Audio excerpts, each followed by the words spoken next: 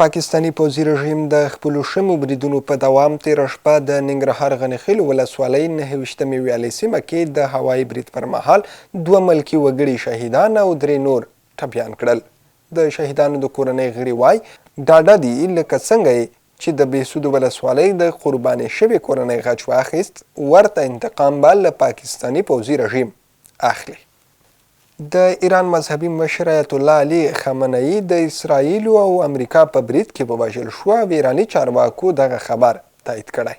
د ایران صفای پاسداران اعلان کړی چې د غچ اخیستنې په توګه په منځني ختیځ کې د امریکا پر 20 پوځي اډو او د اسرائیلو پر نظامي اهدافو توغندیز او بې پیلوټه بریدونه پیل کړي. د بېګناه ملکي وګړو پر ضد د جنایتونو پر دوام د پاکستان پوځي رژیم په مسلسل ډول په تورخم کې د راستنېدونکو مهاجرینو پر عمري کمپ او په سپین بولدک کې په انځرګي کمپ بریدونه کړي.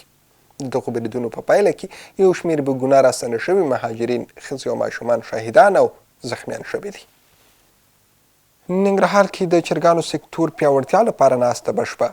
د ننګرهار کرنې اوبو لګولو او مالدارۍ رئیس مولوي عبدالستار محمد د چرګانو سکتور پیاوړتیا او شته ستونزو د حل په موخه د پولټري ډاکټرانو اتحادیه او سوداګرو سره ناسته وکړه.